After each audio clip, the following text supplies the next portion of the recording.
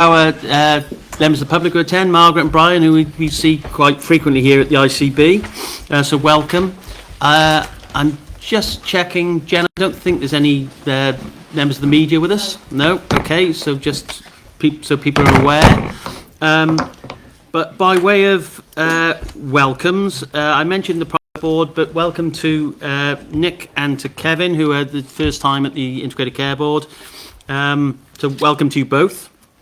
And let me just move into apologies if I can. So first of all, Mark Cook from NHSE, and Richard is representing Mark. Joe Hicks and Sam is with us to... Where's Sam? There we are, Sam. Sam is with us to talk the item on the anti-racism pledge. I've got apologies from Joe Walker, Ellen Donovan, Aisha, Jacob, who's had to leave us after the private board, John Martin, Dominic Agisti, but Alison is obviously representing Dominic from AWP, and I think that's it, Rob. Have I missed anybody? Great, okay, thank you very much. So we've got the minutes of, any declarations of interest that anybody's got that they haven't declared to us already around the items we're going to discuss today? No? Okay, thank you. So we had the minutes of the 16th of January circulated. They should have been sent out to you. Is there any issues with any of those minutes? Are people happy to agree them? Yeah, I'm taking nods, there's no dissent.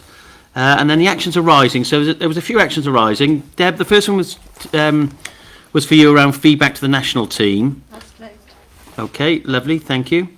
The second one, Rob, around hard copies of the risk register, which are on the desk, I can see. So we've done that one. Joe was going to raise the issue of the cultural audit at the EDI group. I don't know whether she's done that yet. I'm looking around the room. Sam? I don't have an update at this time, but we can. Okay, so let's leave that on there, Rob, until next time. The corporate risk register one is closed. And then... Deb, there was one there around an email address for the Intelligence Centre. Yep, that's closed too. Okay, lovely. Thanks very much. Anything else on the actions from our last meeting? No? Okay, thank you very much. Shane, over to you. Thank you, Chair. So, colleagues, as always, I've tried to have a limited number of areas to highlight. I always try and do 3. You will note there are 4 this month, so apologies. I couldn't get past the fact that last Friday the GP contract was signed.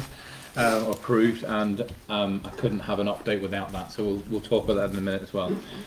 So 4 main areas: operational planning for this year, the whole issue of integrated neighbourhood health and care services, Thornbury Health Centre, and then the GP contract agreement last week. I'm not going to read it verbatim, you've all had the report, but I just want to highlight a couple of important points. The operational plan guidance has come out since our last board meeting. That's the guidance that we as an ICB have to follow in terms of our planning for 25-26. There's a limited or reduced number of targets this year, and so it's gone from, I think, 2 years ago 131 targets, last year 24, this year in the teens. So there's a limited number of targets. Doesn't take away from the fact that we still have lots to do, which aren't necessarily a target. But what I want to draw the board's attention to is just there was a much greater emphasis with regards to financial management this year. So on page 33 of Diligent, there are a number of key areas that were called out in the guidance around financial flexibility, which is great, so less ring fencing of finance, but a real focus on efficiencies that we need to drive out of our plan this year. And clearly in closed session, people are very well aware of the work we're doing in that space, but a real focus on trying to right-size the NHS and getting real efficiency, and reducing the cost base 4, 5, 6% of the time. So really strong focus on efficiency in this year's plan. Second big area then to discuss is the issue of what we call the new model for neighbourhood health services. So again, as part of the planning guidance, NHSE released guidelines on what were called integrated neighbourhood teams. And really what we as a board will be challenged with is how we reshape the services we provide in our community into integrated neighbourhood health service. That's very much about a population health approach to services, And you'll see in the report, the guidance talks about 6 things that we need to do well. And the point, I think, is really important. Doing all those 6 things will not generate neighbourhood health services, will not necessarily generate healthy people in our neighbourhoods, but they're underpinning the work that we have to do. And you will see, therefore, at the Integrated Care Partnership meeting, which was last week, there was a conversation about the review of our localities and where we go next, and therefore the proposal from the ICP was that the ICB board would now take on the role to implement new neighbourhood health and care services, taking account of the review of localities, taking account of a 10-year plan, taking account of Healthy Care 2040. So I've called that out also in the report as well, Chair. Third big thing, and I think it's really important to bring it to the table today, is we're now at a point where we're green for go with Thornbury Health Centre. And I think it's really important just to be able to bring it back to the board, bring it to the public board. An awful lot of effort has gone in over a very short period of time to secure the resource, to get the design team, to get planning approval, to get approval from NHSE, DHSC, etc. And I think it's just a really important thing to bring to the public board because it shows our commitment to South Gloss population. But that's actually what we were trying to do. We're trying to create new environments to deliver community-based care. And really important to bring that to the board today, Chair. Lots of information in there, also included a few floor plans, a few drawings, and people get a feeling for what we're trying to do here.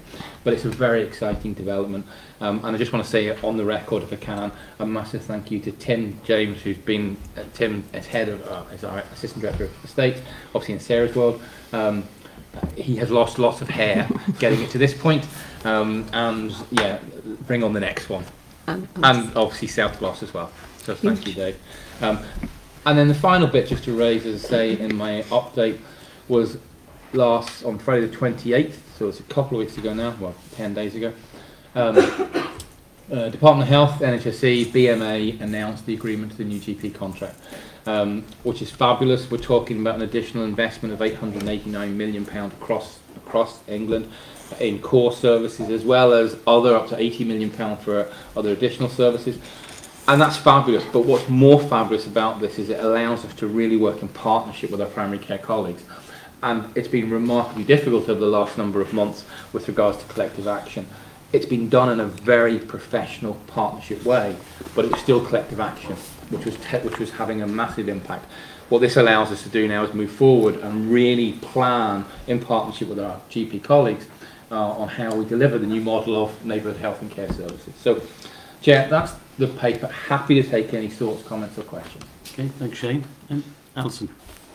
Thanks for including the fourth point, Shane, to break the rule of 3, because I think the GP contract is really important. The amount of time and effort across the system to work together on collective action has been significant for all parties. Am I assuming that collective action will stop if the new contract comes in? Is the first one. And then the second thing is, one of the things that others might disagree, but one of the things at committee we've seen, which has been a positive, is that there have been some difficult, in inverted commas, pathways over many years, which might have been exacerbated by collective action, but then a remedy has come in. And I guess what we don't want to lose is the remedy of pathways that need improving, and so whatever that principle was behind that stays with this new contract. I think it's really important we don't bounce back. Okay, we've taken a look. You would not wish to enter into collective action, of course you wouldn't. But having been through that process, there are lessons we have learned that we're not going to turn back the clock on. I think it's really important that we take the lessons from that. So some of those things around prescribing, 28-day prescribing, etc., we're not going back. We're finding the way through. So absolutely, simply having us on the table doesn't wind the clock back 7 months. Quite the opposite. We carry on. And also the way in which colleagues from primary care and within the ICB and with One Care and GPCB worked during collective action actually showed true partnership, and therefore we don't want to lose that. So this is not a bounce back. This enables us to bounce forward, actually, Alison. And to reiterate, I think everything we've seen at committee is about very professional partnership working on all sides. It's been quite strong, I have to say. Absolutely. So thank you. Do you want to come in this point, Joe? Yeah, I do. So Dave and I and Jenny were talking yesterday, Alison, about, so we'd already drafted about how we work together document, which was to, assuming GPCA was carrying on, and what Jenny and I discussed is, as we do a bit of a, a drains up and a lessons learned, that document's still valid. And it's the behaviours, how, and it'll go through the primary care, secondary care interface group that's chaired by Geeta, supported by the primary care team. Because actually things like the Med 3 deployment, which we've been trying to do for years, we've enabled the prescribing issues still sustain, and there will be more, and they will come up over time. So we're going to do, and then we'll bring it through PCC and PCOG, but we've already got a draft, which we just need to sort of change the tone now, because things changed just as the letter got ready to be released, and it was done in partnership, but we'll do that with the LMC, with the GPCB, with our acutes, so we've got like a compact together about how we move forward to give you some assurance. That's great. Thanks, Joe. Got John and then Ruth. Thanks, Joe. Just on Thornbury, just that I can just say I've had a bit of a ringside view of how it's been developed, and I just wanted to echo what Shane has said. I think it's been absolute kind of textbook exemplar partnership working, and it's really great to see where we've gotten to now. Thanks, John. Ruth? Thanks. Just a point of clarity, I think, on collective action. I wouldn't want to speak for my LMC colleagues. So I think Joe's put it quite well. I'm not sure there has been a formal stopping of collective action. I'm just looking to Jenny and Dave as well. But I think in terms of not giving notice on services and wanting to work collectively to resolve issues is where we are at the moment. But so it is very positive. But Dave, did you I want was just to? going to try and find the exact date. So you're quite right, Ruth. So the GPC has accepted the contract and has been accepted. It's got to go to like a formal committee in a couple of weeks' time to then formally stand down collective action. But we're working as if it has been stood down. But noting that balance, we've been talking. Let's keep working on the things we're working on. But yes, it's formally got to go to a committee in a couple of weeks' time. Okay, great. Thanks so much. Any other questions for Shane? No? In that case, I'll move us on then. Dave, I think you've got the next item, which is around primary care access improvement plan. Well, very timely that we've brought a couple of items around our continued efforts in supporting wider primary care services today, given the news around GP collective action last week. We last came in September 24 to update on our primary care access and improvement plan. I remember sat in the YHA building in a very rainy St Paul's to do that, and obviously since that time we have had GP collective action, and despite that our teams across primary care have continued to strive to improve access for our population. I'd like to thank all stakeholders in primary care for that concerted effort, both in the response to collective action, but also in this continued effort in an improvement plan. It is a multi-faceted effort to continue to improve access to general practice services. We are here today just to update on that delivery. This plan and update has also previously been considered at the Primary Care Committee in February. But just a reminder for board, this delivery plan, which we are asked to present publicly here through NHSE, comes from the published delivery plan for recovering access to primary care in May 23, looking at three core ambitions for improving access, tackling demand peaks, restoring patient satisfaction, and supporting a move to digitally enabled operating model. And the work that the team has been doing and our local plan here is based around those four key areas of empowering patients, implementing new models of general practice, access, building capacity, and cutting bureaucracy. And we saw elements of all of that in the new contract that was announced on Friday as well. So our efforts moving forward will be to continue to embed the actions in this plan with the new elements of the contract that came out on Friday. So that's just a reminder for the board of where this has come from and why it's here. And Bev, who's been coordinating the work at the ICB, is just going to draw out a couple of the key areas of progress since we last met. Thanks, Dave, and good afternoon. I'm Beth Howard, Head of Primary Care at the ICB. And I think delivery of this plan was and still is a challenge, even without collective action, due to the increased demand and complexity of the patients practices are seeing, and the challenge of kind of recruiting and retaining the workforce to actually deliver the work. Thank you to Alison, Ellen and the Primary Care Committee for their continued support and steer for this work as well. As Dave said, I'd like to give you just a few highlights of the key achievements this year. We have actually seen 30% increase in the number of repeat prescriptions being ordered through the NHS app, which obviously translates into savings of GP appointments. 92% of our practices are now on advanced telephony, compared to 42% last year. That is implementing the call waiting and the call back functionality, with our practices starting to see a bit of a change in that 8 a.m. rush and change of behaviour with patients. We've had a significant increase of use of online consultations from 35 to 92 per 1,000 population, which has been one of the ambitions of the modern general practice. Our practices have delivered 5% more appointments this year compared to the same time last year. This is actually more of a reflection of the increased demand rather than the actual increased capacity that our practices have. We continue to be above the South West average for appointments within 14 days, but we are starting to see that challenge on same-day appointments, which was expected due to potentially GP collective action and that move to safe working for staff and 25 appointments per clinician. And our Pharmacy First service has really gone from strength to strength. We continue to be leaders in the country with this, and with the addition of the 7 conditions, we're now reaching over nearly 12,000 referrals a month, again saving those GP appointments. We continue to obviously monitor a series of metrics related to access in order to understand the full picture. A summary of this year to date compared to last year is in the table in the paper. We do also, just for assurance, drill down into practice level, and those practices that are consistently below the average, we work with to understand the reasons and actually provide support. As well as the quantitative metrics, we also look to understand the practice and PCN patient perspective. All of our PCNs provided updates on progress against their capacity and access improvement plans, which was really well received. And following a review and follow-up with several PCNs, we were able to release the funding to support continued hard work. So in terms of what it's like for patients, all our PCNs demonstrated that they had methods in place to involve and gather feedback from a patient experience perspective. The paper also provides a detailed document on this year's patient survey results and the Health Watch reports that we receive on a quarterly basis.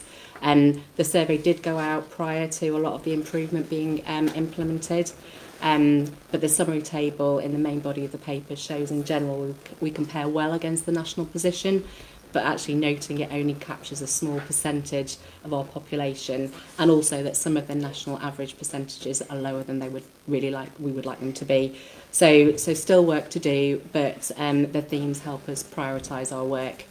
The operating plan for 25-26 is looking at more evidence of patient experience, and we'll be using health insights for more kind of frequent monitoring.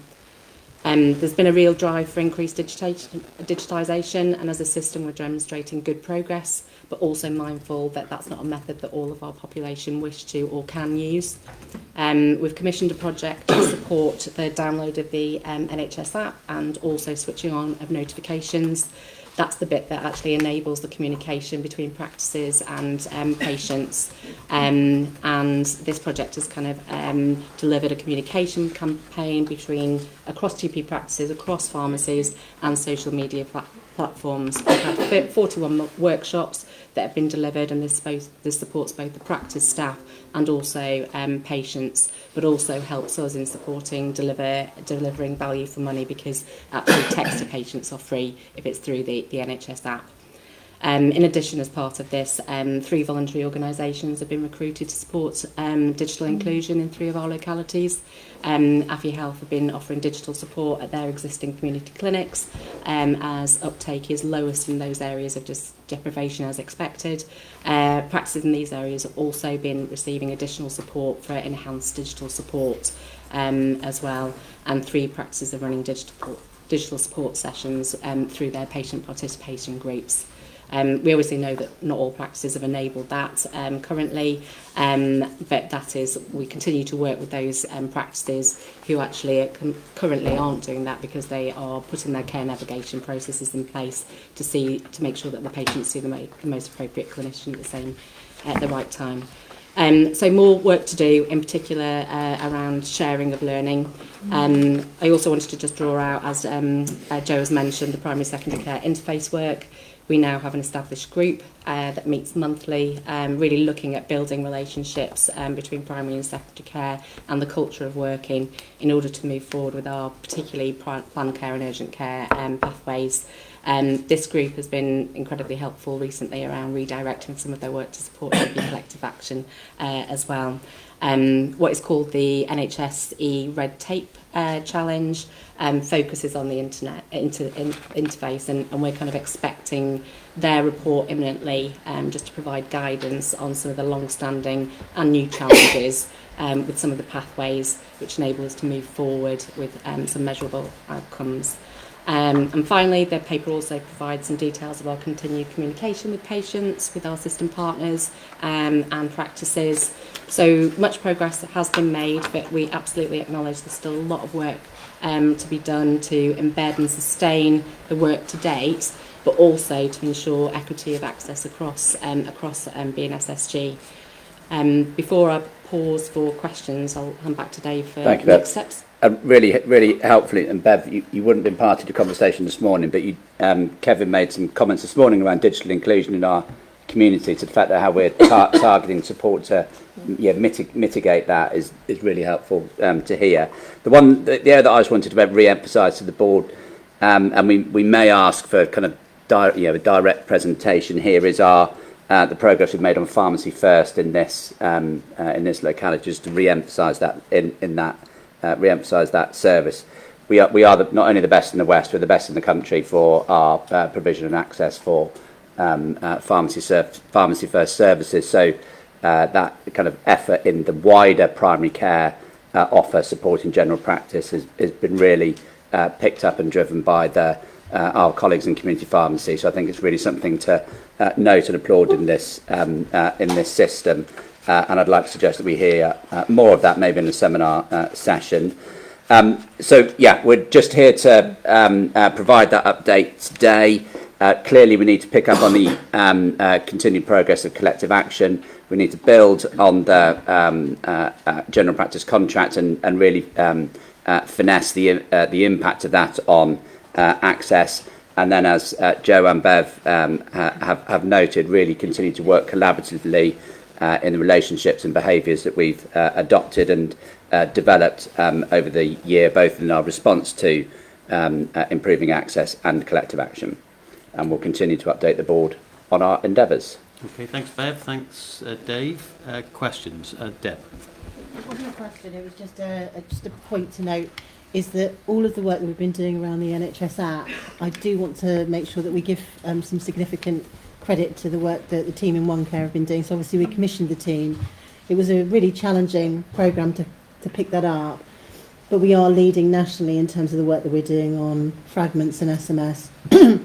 And also I think the piece of work about, as Bev was highlighting, about making sure that we go out to communities. We've used a PHM model over the top to identify where people are not signing up for the app and making sure that we're working with the voluntary sector in those communities to make sure that they're connecting up. So I do want to make sure that people are aware. It's a great piece of work that your team have done, Ruth, and it is really delivering some significant benefits. And we are hoping, we agreed this in execs, we are hoping to make sure that we fund it into next year, because we can see that it's a strategic development that we need to make sure that we take forward. Okay, thanks Deb. I've got Ruth, Alice, there's lots of hands. So Ruth, Alison, Fiona, then I'll come back after if I can. Well, mine is a question, so I'll make it brief, but thanks to Bev and team for this. I think I'd just like to note a couple of key things, which are a 5.7 increase in activity given collective action and everything else that's happening. It's a real achievement for general practice, so just to really note that, and thank you for drawing that out, Bev, because I think it's quite an achievement. And I was going to mention the online consults, which is positive, but awareness of digital exclusion communities as well, but I think we've covered that, haven't we? So I don't want to bring the tone down, because I think there are real opportunities. It's a very positive report. It doesn't always feel quite like that on the ground, like much of the health service at the moment. There are some struggles, and I think, funding for online consultations is not guaranteed, is it? There are risks around workforce information that Joe mentioned earlier. So there are still some risks in what's happening, but there are opportunities, and I think we are in a strong position in general practice locally to take the opportunities of the neighbourhood health guidance and working in partnership together. And I think one of the things I would also like to acknowledge is the partnership we have with ICB colleagues, the way that we work together with ICB, the LMC, the training hub to support general practice is really positive locally, and I know it's not present everywhere, so just a note to that as well. Okay, thanks, Ruth. So I've got Alison, Fiona, Jaya, Steve, and Richard. Do you have your hand up as well, Richard? Have I missed anyone else? No? Okay. Dave. Oh, and Dave. So I just want to really commend the paper, but also the work that's gone on to get it to there. Primary Care Committee, as you would expect, oversees this in detail and has been really assured around the systems and processes in place to get to improvement. I think this is a really important paper for us here at the board, because if this works, our system flows better and our patients get a better experience. A couple of things just to pull out. We've got such good rich data now about what it's like in BNSSG, and that's where committee is particularly interested. So we hear the voice of the patients coming through, and I was really pleased to see the survey results coming through in detail. But also some of the other data. There's an interesting table on DNA rates, which I don't know if people have read, and it's nearly a sweeping statement, but the majority of the highest DNA rates are in our areas of deprivation. Now, you might put two and two together, you might expect that, but actually what that tells us is that where the team can focus and target their work and support and intervention. So the data is there, the richness is there, and on the back of a really difficult year, next year might be even more difficult, we don't know, the improvements, I think, have been really significant. So you have set up for improvements next year as well, though, really, but it hasn't been in a difficult context. So I think committee has been very assured by the leadership and the systems and processes and the outputs that are coming out now. So I just wanted to say that. Thanks, Alison. That's useful context as well. Fiona? Very comprehensive report. I got a lot from it. Two things I just wanted to highlight. You mentioned the 5% increase, but that's on top of the pharmacy first and the repeat prescription. So if you clump those together, actually it's greater than a 5% increase, and I think that we should be celebrating that, because that in my layman terms, it's a really good success story. But also the work that you've been doing with the VCSE, really welcome that. But obviously we're having conversations around cultural differences and the anti-discrimination pledge that we're coming on to talk about. And it's not about piling more work in, but it's just opening the dialogue to say, actually, what more can we do? I had a great conversation with colleagues yesterday about cultural differences, and actually there's lack of engagement in some of our more deprived areas because of those cultural differences and the fears associated. So it's just a request to say, how can we as the VCSE work closer with you, use our ambassadors, use the structures that we're putting in place to say, actually, how can we feed into this to make it even better? Thanks, Fiona. Yeah, so firstly, brilliant report. I love it, and it's really exciting to see everything that's happening and the progress that's being made. I wondered whether or not we had good feedback in terms of where there were hiccups in the usability of the app that are coming through based on what has been implemented per practice. Because, personal, very, very short anecdote is that the prescriptions that I send off, I don't get told when they've been fulfilled, which means I still have to ring up, and that's still another load on the system. And I'm sure there are lots of things like that where people aren't logging it. Equally, there's no way in which you can quickly say there's an issue with the app. You have to go through several steps in order to do so, and you have to fill out lots of information. So getting that feedback is going to be really critical to getting over those hurdles. Thank you. And I think that's why we were prioritising the project that Debs has already mentioned. And actually, as a system, we were integral to the initial development of the app. So we do still have those links with the national team to be able to actually feed in. I can't hold them to account with their roadmap around when they will actually put those changes in place, but we do have the mechanisms to feed things like what you've just described. Is it a public roadmap? Can we add pressure? Thanks, Chair. Steve? It's really just picking up on the app. I mean, and the report is a success story. So congratulations to the progress that's been made. But clearly, we want to keep the momentum going on the app. And there are two parts to this. One is obviously us as users, general public, being able to access it. So there are inequalities in that space. But there's also variability in what people can access, depending upon the GP practice. So I have no problems with my prescriptions, thank you. So I do get alerts when they're fulfilled. But it is lumpy, and I just wonder how we get an oversight of where are we advancing faster than elsewhere, and what do we learn from that? And then, because it's going to be, otherwise we'll set up a situation where there's huge expectation from the public, but not, and then frustration because it's actually not enabled within the practice. And there's something about how do we close those gaps, because this is a game changer for large parts of our communities, and the minute it doesn't do something that is expected, the confidence levels start to drop, and the usability will drop. So there's something about understanding why is it that some practices can switch on, and why is it that some aren't switching on. Probably best one for Deb to answer, but it might be something, Bev, you want to come in, and Ruth on that same issue, I would think. So just to start, that's what the project continuation, they've started to do that. That's what the continuation will do in year 2. Yeah, great. And some of this is about helping practices to understand what they need to do, because they're so busy and there's a whole lot of things going on. Sometimes it's a challenge, sometimes it's a lack of understanding. Sometimes it is, we are going to have some laggards and we do need to make sure that we work with them. But levelling that up to make sure that we've got all the information. The other thing that's really important with this is also the connection into acutes and into community. Because we have got one system, so we've got doctor right across, and it's about making sure that we can get some value for both community and for acutes, so that's also functionality. So it's not, so I don't want us to think it's just primary care for the app, but it is about making sure that we make all those connections for people.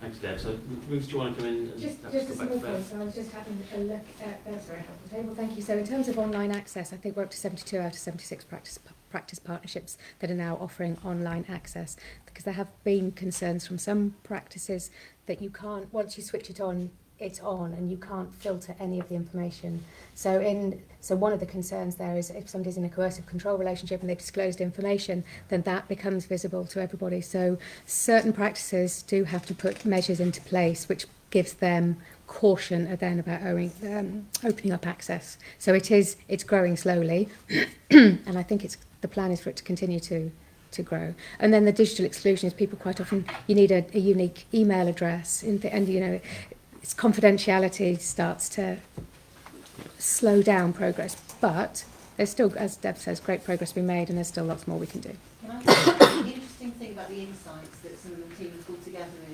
is the 65 to 75 age bracket is growing at a rate. It's actually, because they're people that are saying, help me, I want to be able to do this. It's the younger people, so the students that are saying, I'm not sure I want to sign up for this, what are you going to do with the information? So we are kind of seeing some very different approaches that will mean we'll have to address the different ways in which we allay people's concerns. So digital exclusion is becoming a different thing in our society at the moment. That's really interesting, given that they share their whole Oh, lives on social media and seem to have no worries about any of that. Yeah, TikTok can know everything. Yeah. Bev. I think Ruth's given a good couple of examples there, and just to provide assurance that actually, obviously, part of this whole delivery plan is around one of the elements is care navigation, and our practices are at different levels of how effectively they're doing that. They're moving forward with it, but actually, that then, depending on how they are progressing, depends on when they actually switch on the access for NHS app. And also, when we've got practices that have really high demand, what we've found is that if you switch that on, some inappropriate appointments are being made as well. So it's a balance, but we're working through all of that and sharing learning. And actually, the team from One Care are going individually into the practices to have those conversations and kind of work through how we can move forward with that. It does sound really positive progress, but I've got Richard, Dave and Kevin. Yeah, just firstly acknowledge the great work both on the transformation and the delivery against collective action. Really positive to hear. A couple of queries from our primary care team who had a look at the paper. One was just a reminder really around the focus on same day access and how important that is, just to acknowledge it. The other one was a question around the peer ambassador role that other systems have put in to support modern general practice. Is that somewhere you're looking to go in BNSSG, or is there some alternative approach that you're taking? So with regards to the same day, so what the kind of requirement is around making sure that actually our patients know what their healthcare needs are and how they're going to be addressed on the same day. So if you look at the actual patient survey results, it is about that. And actually it's we've seen dramatic improvement in that, which is fantastic.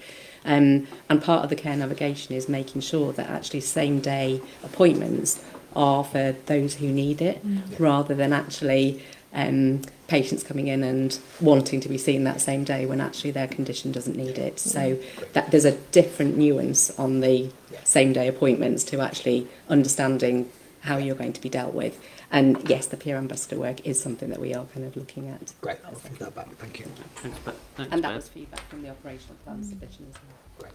Great. Dave? Yeah, thank you, Chair. 3 quick points from myself. Firstly, when I look back 18 months, one of the biggest issues that some of our residents across South Gloucestershire are raising with us was the lack of consistency about being able to access health appointments dependent on which GP surgery you were signed up to. I think over the last 12 months we've seen quite significant progress in that space, and thanks to One Care and the ICB for the work that they've been doing there, because we're starting to see that improve. We're still on an improvement journey, but actually it's not the issue that it once was. So thank you, and some positive on the ground feedback in that respect. Second point I was going to make was the technology piece, and I think others have made that, but there's clearly opportunity there, but it needs to be opportunity that opens up to some of Fiona's points as well around about inequality and access, which links into the third area, which is just the importance of communication and how we communicate with our residents and patients in this space so that they understand the access channels that are open to them. But equally, what then happens when they come into the system as far as triage goes. And that's clearly for our whole resident and patient base, but also for some of those residents and patients who English, for example, may not be their first language, or where there may be cultural difficulties, and doing more work in that space to reduce that inequality gap continues to be important. Okay, thanks, David. Some useful points to capture there. Over to you. Thanks. Agree. Thank you for the report. Just a few points from us. I guess Health Watch are delivering a Pharmacy First engagement piece in North Somerset in the coming weeks, so there'll be some Health Watch feedback on that. I think we know we're working through One Care and the other partners. The Health Watch last year delivered an accessible document for people to access the NHS app, and I think some of the points that Dave raises, and the fact that people need ID to download the app and then need to have notifications on so the app works in the way that we want it to, are some of the major challenges that people face.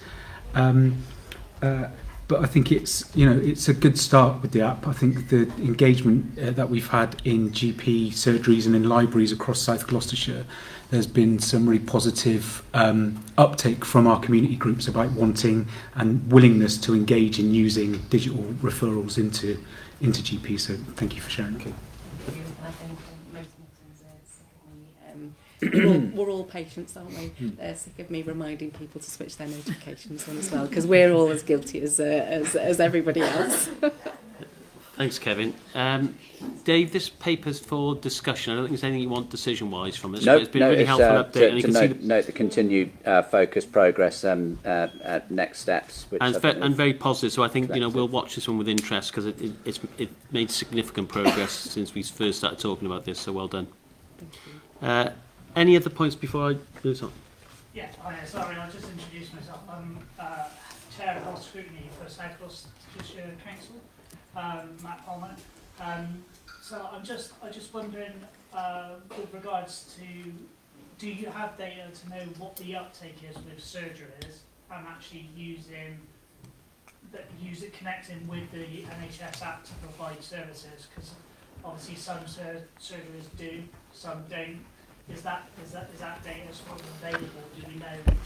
So Matt, I'm happy to allow the question to be asked, but this isn't a public meeting. This is a meeting in public, and Dave is the representative from your council. Oh, right.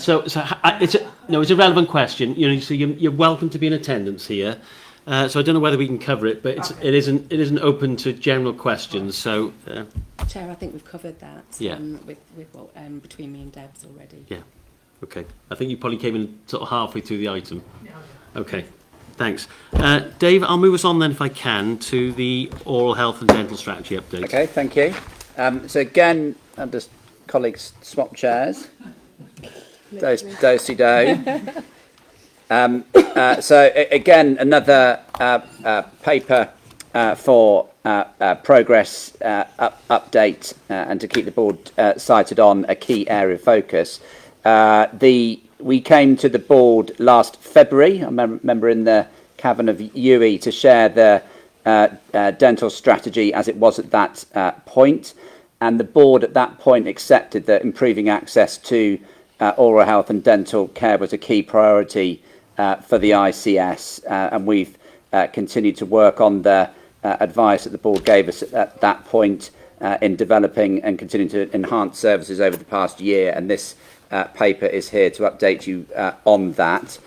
Just to remind the board that the strategy started with 3 core aims: promoting good oral health, reducing health inequalities with regard to access to NHS dentistry, and developing the dental workforce. When we discussed the strategy in the board last February, there were 2 kind of key pointers from the board at that time.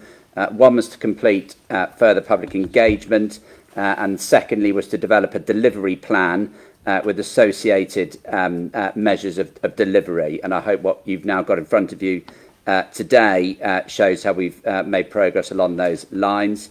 Much like the previous paper, I'd like to thank colleagues from across the system in dentistry and public health in furthering our work. We've developed a really good network of stakeholders now, and it's been enhanced even further over the past year. We have now engaged further with both the workforce, as you can see from the document, and public in terms of the strategy, and we've incorporated that feedback. And as I've already noted, you can see the implementation plan and key metrics, which are now showing us where progress is and isn't being made. We're here just to ask you to note the progress, ask for your continued support and guidance in areas of focus. I think you can see those key areas of development and progress drawn out on page 5, which we really hope shows evidence of delivery. And I just want to note, much as Shane noted, thanks to Tim James, regard to Thornbury, I'd like to publicly thank a lady called Claire Ripley, who left the organisation yesterday. But for the public record, I'd like to thank Claire Ripley, who's worked really closely with Jenny and the team in developing of this strategy. I'd like to note my thanks for her in getting us to this stage on our journey of improving access. That's the overall summary. Jenny, do you want to draw any of the key points of progress before we open to comment? So what I did want to draw your attention to is that we haven't been standing still since we last came to the board. We've been working really hard over the past year to try and improve access and start making inroads. We know there is still a long way to go. Our access rates in BNSSG are slightly higher than when you compare them to the rest of the South West region, but we know in terms of population experience that there is still much further that we need to do in terms of improving access, particularly in areas of deprivation and high need. So really some of the feedback that we had on the strategy was about emphasising those positive choices about where we procure additional activity and how we focus our access to more vulnerable groups. So we've tried to bring that out more in the strategy itself. Over the past year, we've been working really hard on improving high street dentistry uptake of activity, and that's both been about incentivising and increasing the investment into the units of dental activity rates. It's also been about monitoring and working with contract holders much earlier in the year to understand the barriers to fulfilling their contracts and working on improvement plans with them. And you'll also have noted the opening of St Paul's and Winterbourne dental surgeries over the past year, which have been significant improvements for our population. We've rolled out supervised toothbrushing in schools for children aged 3 to 5 in areas of IMD 1 to 6.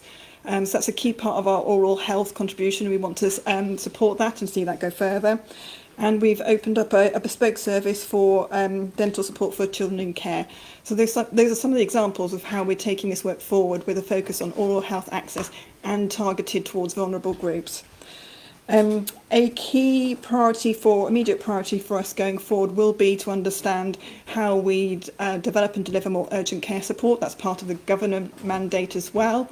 So we have a target of 19,000, just over 19,000 UDA units of activity to deliver next year. So we are working as part of a region to understand what our current urgent care provision is and how we increase that and how patients understand how to get into that service. So there's a whole review of that going on at the moment.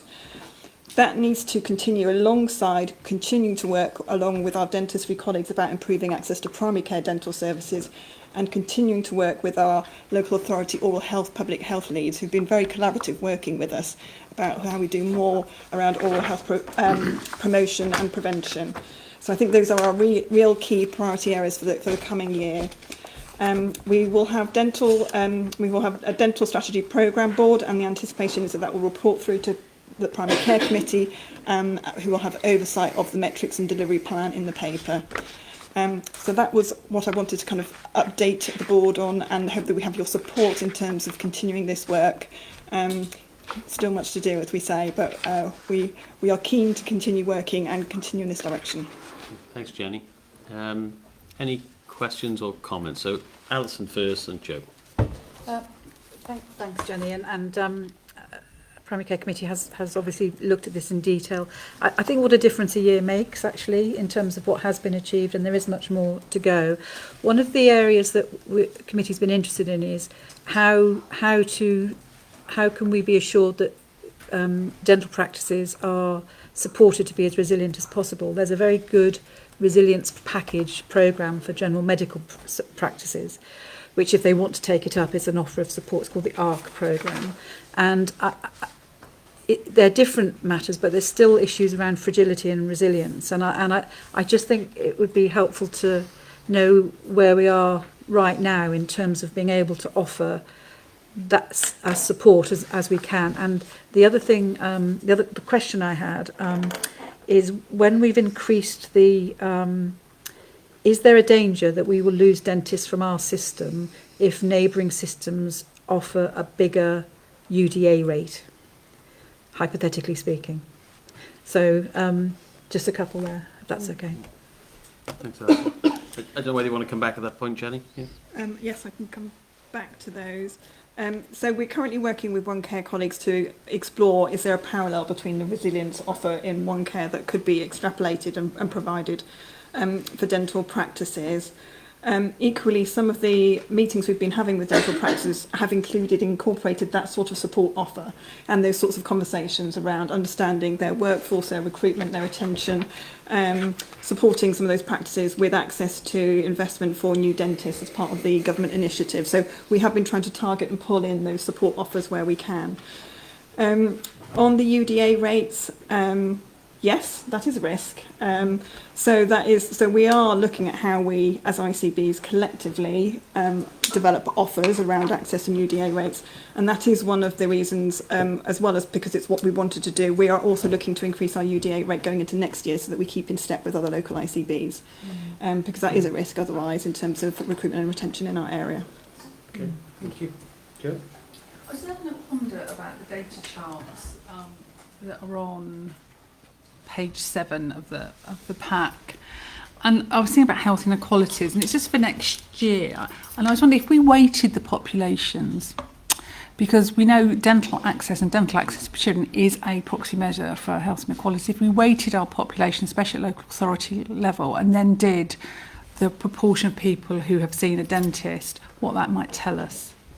Because I'm thinking it would show for Bristol quite a significant, you'd be below, I suspect, the regional average. Or at the moment, it looks like we're above the regional levels of achievement. But I think if we weighted population, it might show a different picture depending on place. And it's just with that health inequalities lens, not for now, and it's a great paper, but it's an improvement for next year maybe about how we can show that differential in need in a slightly clearer way, just to focus us in on it. I think that's a good point. It comes back to what Jaya said earlier about the anti-racism pledge we'll move on to, which is how do you make sure that cuts across everything we're doing rather than as a single issue. So how we apply that lens to all our work is it helps us make informed decisions, doesn't it? Sorry, Jen. Joe, we are starting to do that actually. Good. Now got a CSU supported tool which is giving us that granular level of activity and access rates below local authority level, sort of much beneath that. So we're now getting to a point where we can start to plot access rates at a much more granular level to then understand where we would procure additional activity. Yeah. And it does map to some of our areas that we would know about in terms of high need as well. So thank you, Jenny. We will be doing that. Lovely. Okay, thanks, Jenny. So I've got Dave, Ruth, and then Fiona. Thank you, Chair. Yeah, I just wanted to firstly thank you for the engagement of the public health teams through the development of the strategy, because I think it's worked well, and actually it's nice to see some of the oral health stuff starting to flow through into the strategy as well, and will certainly, I think, enable us as a partnership to work much more closely on some of the preventative issues. And I was going to raise, similar to Joe, actually the importance of children in that preventative agenda in this space, as well as the wider inequality space. And it's been great over the last 12 months actually to see some of the services come on board for children in care and for some of our care leavers as well. So again, hopefully we'll start to see that reflected in some of the data when it starts to materialise next year. The final point was just a point of detail in that given that we're in 2025 now, should this be a 3-year strategy from 2025 to 2028 rather than 24 to 27, I guess. But yeah, but thank you for the work that's done on this. I think it's a really great document and a good starting place. Okay.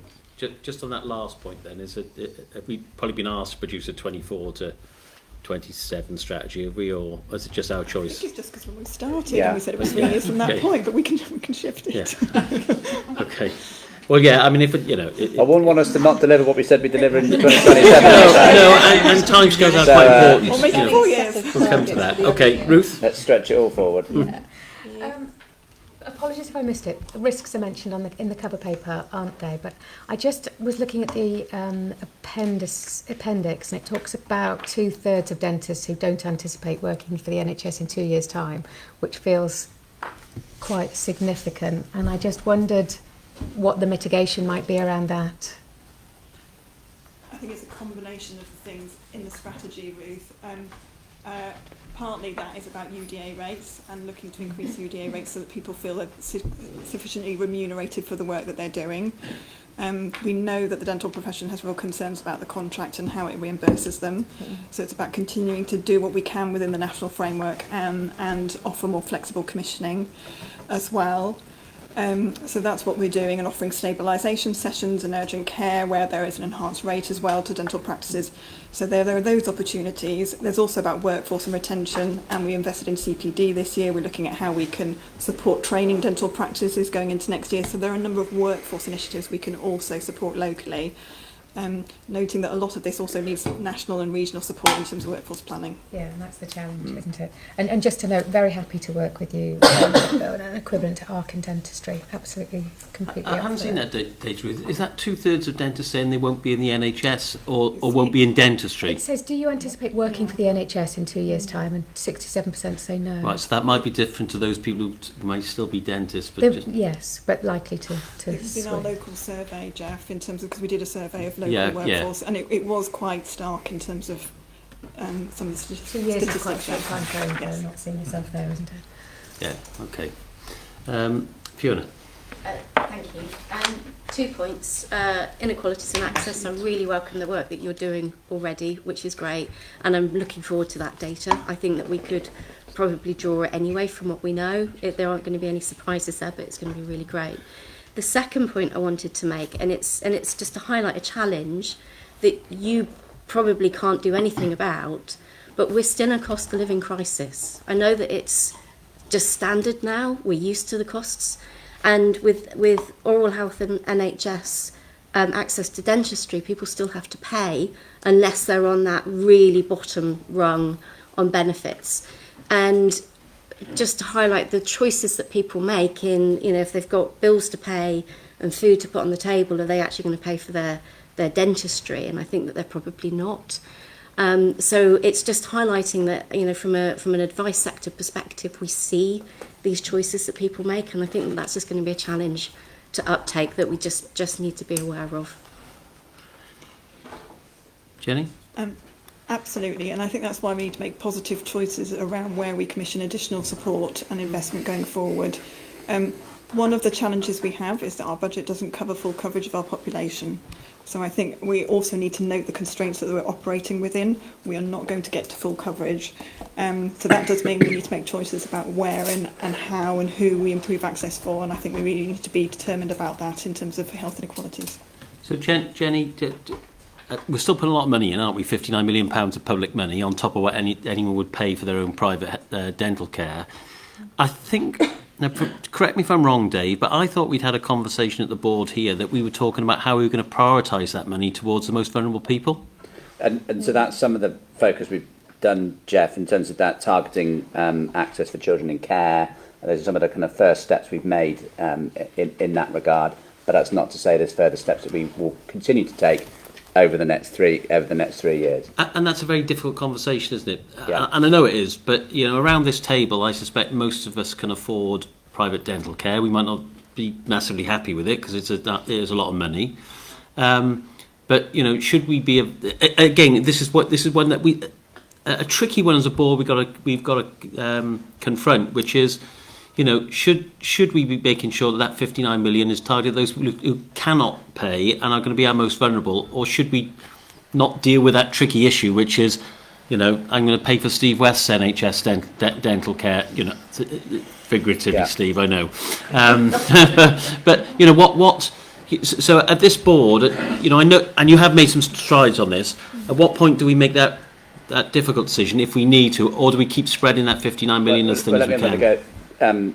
Jeff, we are committed to doing so. We committed to doing that when we signed off the strategy last year, yeah. And we're continuing to explore how we can use the flexible commissioning approaches that we've got now from NHS England to enable that, and we'll continue to make endeavours to do so. So you will see further progress on that as we move forward. And what do we look like compared to other systems on that? Are we more progressive? Are we at the same sort of pace? Do you know?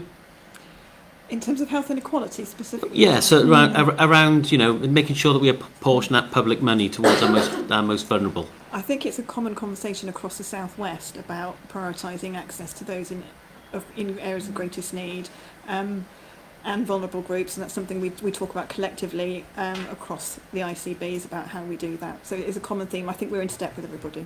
Okay.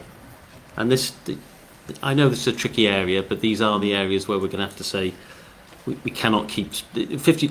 You know from Alison's committee, people, particularly the dentists, sit there and will keep telling us, I can't stay in dentistry if I'm going to have to do this. You're not giving me enough. So the conversation is there constantly, and that survey seems to suggest it.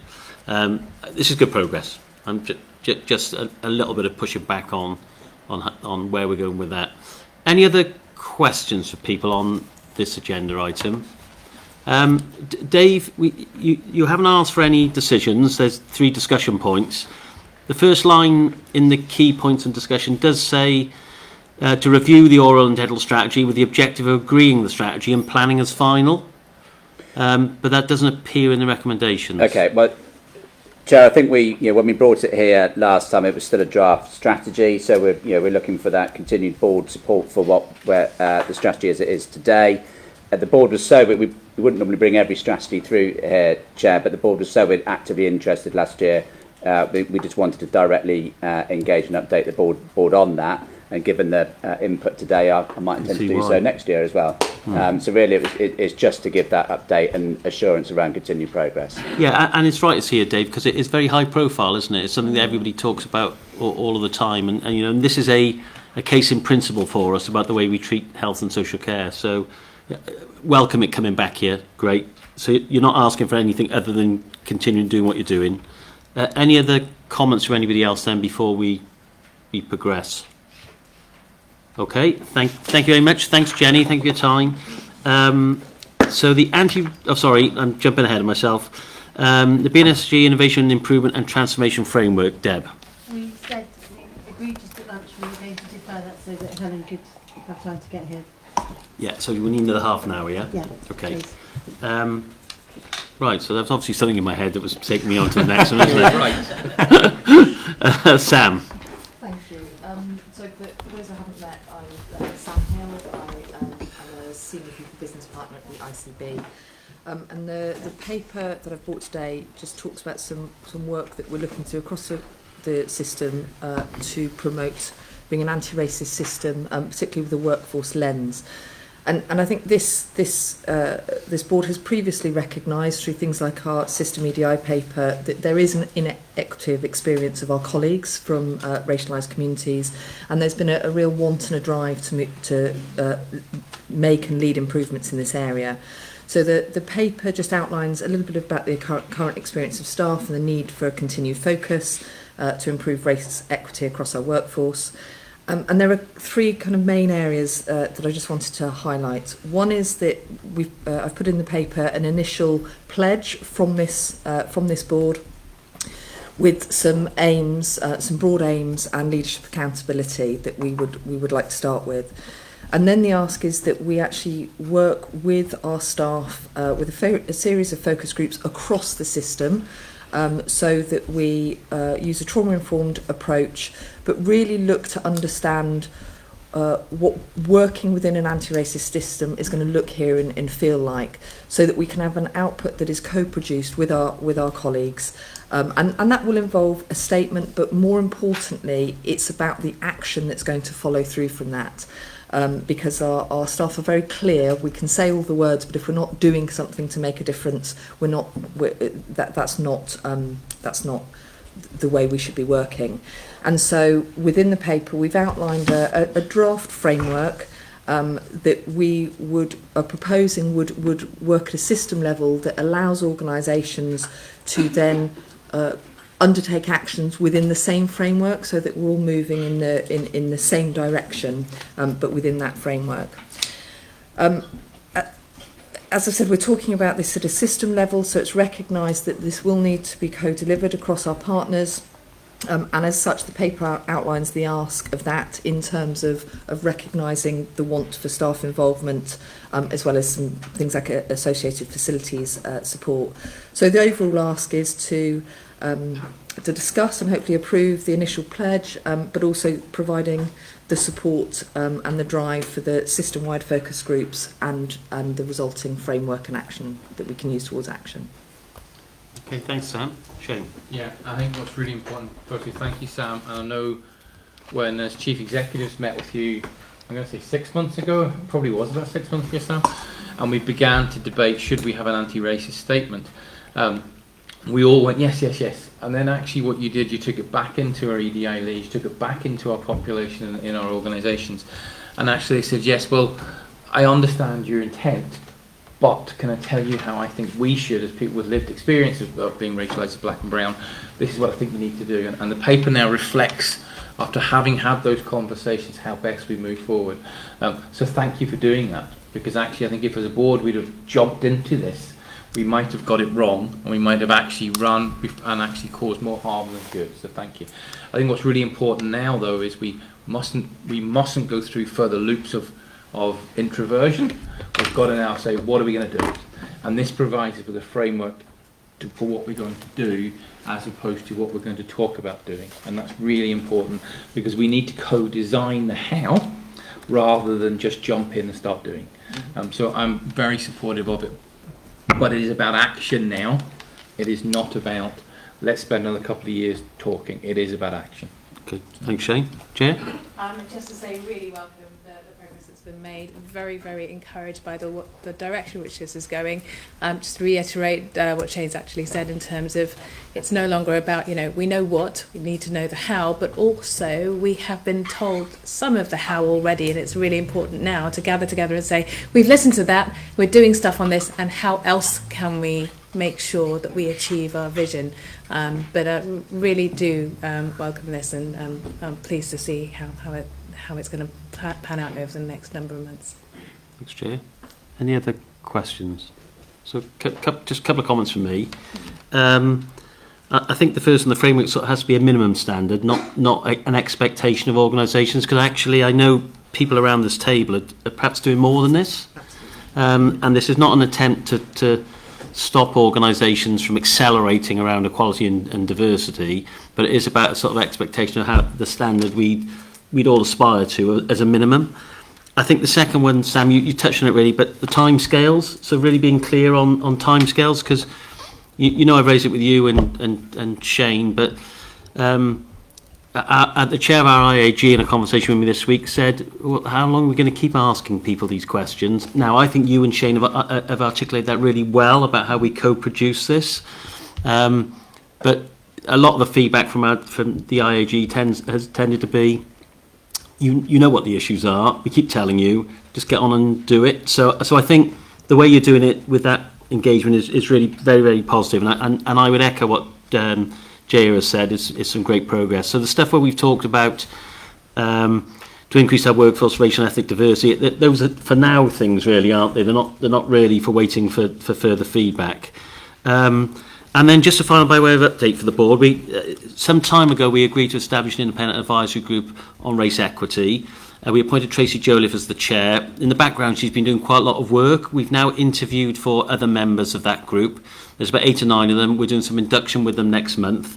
And then we can use them to point them towards things like this. So let's make sure, and of course, Sam, you're heavily involved in it. So let's make sure that we point the IAG towards it and maybe link into Connor to make sure that we're coordinated with how we do that. Because I think they will give us another layer and another voice about how we challenge the things we're doing. But finally, I would say it's a great piece of work, and it sort of epitomises what we stand for in this board. So very positive.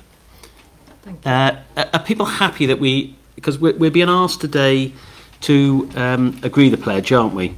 Mm-hmm. So is there anything that anyone else wants to say? We're being asked to approve the initial system anti-racism pledge and support the wider focus groups as outlined in the paper. So any other views or comments? Can I just add one point?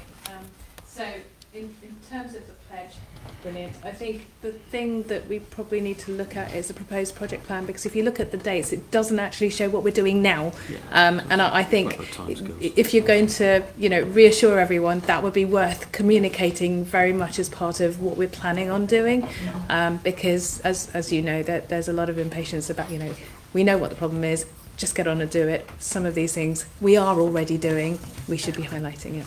Thank you, and I think that is it is worth reiterating. There is lots and lots of work going on, and there's some really good work going on across the system.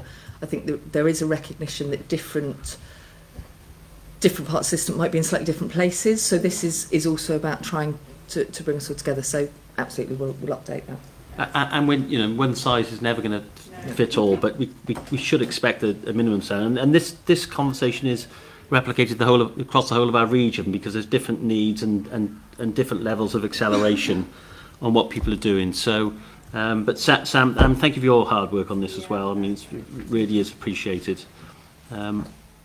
Any other comments? No? Okay. Joe, over to you on equality objectives. Now, my understanding is this is ICB equality objectives, not the wider ICB objectives. So they're about the organisation, aren't they? Yeah. I think it would be good, Sam, if you could stay for this item, if that's okay. So this is a very short paper, and again, apologies for its late submission. I said we had some technical issues getting the paper pulled together, so apologies for that. And we had a board seminar on this in November, where we agreed the cardiovascular objective, and what we did is we actually didn't ratify that at board. It was a workshop to agree a proposal, and it was actually ratified at SHIP, which is, for people who don't know what that is the Strategic Health Inequalities Prevention and Population Health group, and then it was reiterated through a subset of the long-term conditions ODG, but it's also had people from lived experience on it. So we've really tried to do this in quite an inclusive way. And I think one of the things I'm struck by is, why is this important? And because it looks quite superficial, doesn't it? 4 objectives that we've picked. So why is this important? I was talking to a colleague with a protected characteristic yesterday, and what she said to me really struck me, and I do want people to hear this. This is because in law, it has been recognised by us as a nation that people with protected characteristics are adversely affected by the public sector systems we have designed. So it's in law. And so it's really important, if you're in that protected characteristic, that this is dealt with thoughtfully, respectfully, and engaged with properly, I would suggest. And then because of that importance, it's actually monitored by the Equality and Human Rights Commission. And we had what good looks like from them last year. And as I shared at the board seminar, I think what was interesting is ours were too genericized. It was nice words, but so what? So what we've been asked to do is pick specific things that we will take account of over the next 3 to 4 years that will show, like a canary in a mine, that we're on the right path. It does not represent all the work that's going on in the health inequalities space, but it's to give us, the corporate ICB board, an indicator that we're going down the right path, and we are looking meaningfully at these indicators in the areas we've decided are important. So I think that's just really useful context about what is this and why is it important. So I hope that's a helpful sort of context setting. And then we agreed 4 objectives, and I have just written down whether we need a 5th one, but I'll come to that in a minute. We were allocated, depending on our portfolio of work, areas to decide. So Rosie with the LM&S group has decided on the maternity objective. Myself doing the health inequalities long-term condition work, we decided together the cardiovascular one. Debs with the transformation head has decided the digital one, which is around ethnicity data recording, and then Sam and Joe have worked very hard to do some work on workforce, haven't you, Sam? I don't know if colleagues who have led on those objectives want to comment on that before I carry on, or we could ask questions from the board. Anything, just give people a moment, see if you want to comment. Can I comment? Yeah. It was quite a hard one to do for maternity because as an ICB we don't provide any maternity services, so anything we do around maternal health care will be done through the LM&S, and that's a bit of a tension for this particular goal. So we have put one in around reducing our low birth weight babies, because that's the key work we're doing through the RHO work. And actually we know, don't we, nationally, that if you are a baby born of a black mother, it's 50% more likely you'll die of stillbirth. And also we have a much higher ratio of children born with low birth weight. So that's the one we put in there. However, the one I think I found really difficult is it felt a little bit reductive, to be honest. We have a full equity and equality plan, which is published on the ICB board. So there's that bit I think you've highlighted, Joe, is we have to have something that we're monitored on, but I wouldn't want that in any way to be thought to be the work we're doing around improving outcomes for our population of women and their babies. And the other bit we're doing with Health Watch and the Care Form is really clearly about increasing our coverage of getting women's voice in from global majority groups. So it has been a tension. That's why it's a bit of a struggle to get one in, because we don't have one that we will deliver as an employer, apart from our leadership and system convening of the LM&S. So it was a bit of a tension. It doesn't need to be about us as an employer. It can be the work we do for our patients and for our employees. It's both things are allowable within the space. The key point is it work we are doing? So for the cardiovascular one, we've now got a work plan. I've agreed. So I think that's the reflection. So the one in there is fine then. Is are we actively doing something in our leadership sphere that will drive that improvement in that target? And I said it's a canary in a mine. It's showing that we are paying attention to that objective. And let's listen to the dental debate. My query was whether we should have the dentistry universal proportionalism agreement as a fifth objective. And I just wrote it down as we were talking, because we have committed to it, I think, for nearly 18 months. It would then bring it into the light. So I don't know whether we can. And if you look at NHSE's equality objectives, they have something like 8 overarching objectives, and then with each one's got 4 or 5 sub-objectives. So we can have as many as we like. So I just put that out there. So one, I asked the board to agree it. Secondly, should we add to it, and are we content with the objectives we've chosen as the executive team? So Jo, we've probably been asked by NHSE to produce equality objectives, haven't we? No, it's a legal requirement. So it's not NHSE that does it. It comes out of the equality. And I asked the question because if we were looking at equality, we'd probably have a lot of objectives. But this is about prioritising, isn't it? This is that conversation we've had in different areas about what are those areas, because we can try and do it all, and we will and we legally we have to do, you know, we have to be an equal opportunity employer and deliver our services in that way. But this is about what are the things we're going to focus our effort to shift the dial on and make sure that we really make that intense effort. And this is what we're trying to do across the region as well. So they're probably less objectives and more priorities. It is a play on words because they're sort of proxy measures for activity. Yeah. That's all they are. Yeah. But it allows us to coalesce around something that shows improvement over a 3 to 4 year period. And so yes, it's as I said, it's a sign of something. It's the canary in the mine showing we're on the right path. But these are the sort of things that my expectation would be Shane comes back into the chairs and chief execs group and talks about these are the 4 things we focus our attention on in BNSSG, and this is what it's done. And then we replicate that across the Southwest. Now, some of these might be common, like maternity. That might be picked up by at least 4 or 5 systems in the Southwest, maybe all of them, if not all of them. Actually, there haven't been, unfortunately. Interestingly, in the national work, we are the only system that is picking on that. So there's a question in that immediately, isn't there? Yeah. So there will be common themes, but there will be some stuff in here that is more specific to us. Jeff, if I could, again, on the national report, what people have done is they've said we will improve health inequalities. It's that sort of level. It's highly genericized, and the criticism and the feedback around what good looks like is we understand that it's part of our overarching statutory duties. But what do you want to show your public? This is a public document. It goes on the website that demonstrates that commitment. So what are you? And we did hypertension in Afro-Caribbean because you can see it's a really clear disparity. There's loads of other disparity, but it's the thing that's most compelling if you looked at the data. So we picked that one.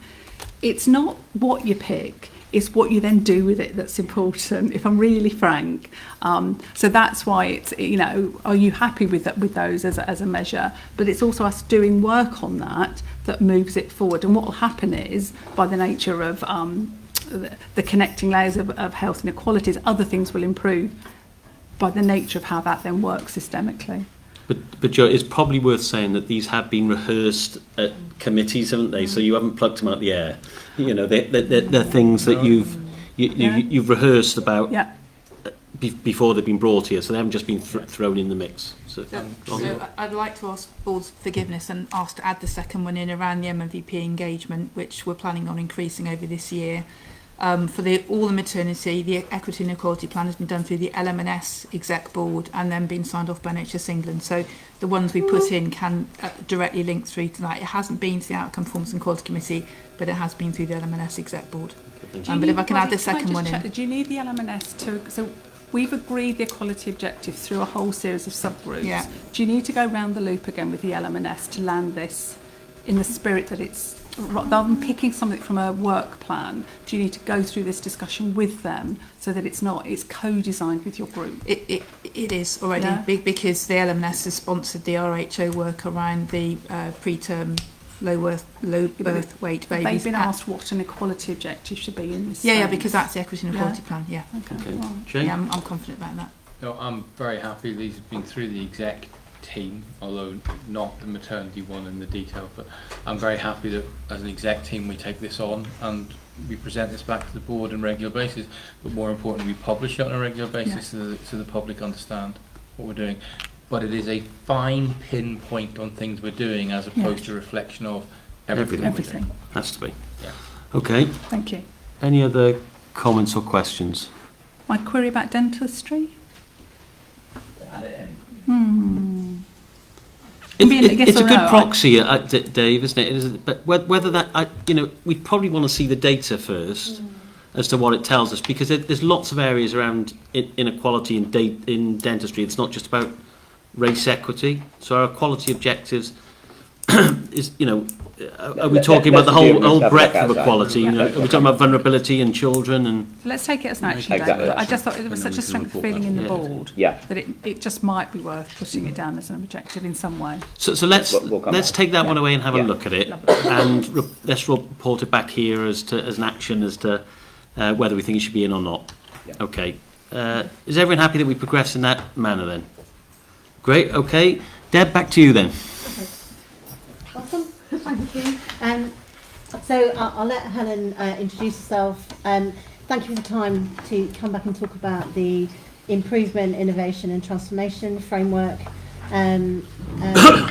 We talked about this back in October, and we agreed that we'd have an update. So there are a couple of asks in the paper, but I'll let Helen come and join the table, and I'll let Helen introduce herself. Because what we've been really fortunate is that we have a range of improvement experts across our system, people with significant experience and expertise who have given time into this because it's helping to support the work that they're already doing inside organisations. So Ruth is one of those as well. And I'll let Helen introduce herself. Good afternoon everyone. Hi, I'm Helen Gilbert. I'm the Improvement Director at North Bristol Trust.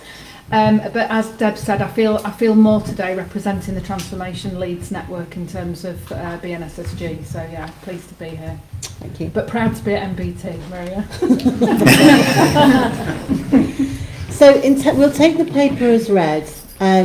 But the core focus is we know that there are things that we need to do to improve, to innovate and to transform across our system. A lot of the board's conversation is all around those things.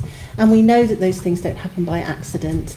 And there are some things that we need to make sure that we put in place to enable and create the environment to allow those initiatives and that effort to thrive and deliver the outputs, be that savings plans, be that improvements to outcomes.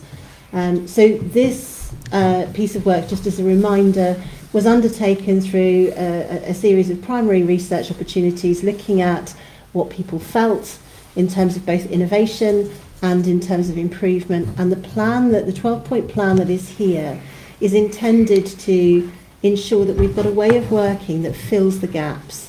And these were the things that people told us very, very consistently across local authorities, primary care, our provider organisations and the ICB, both managers, social workers, medics.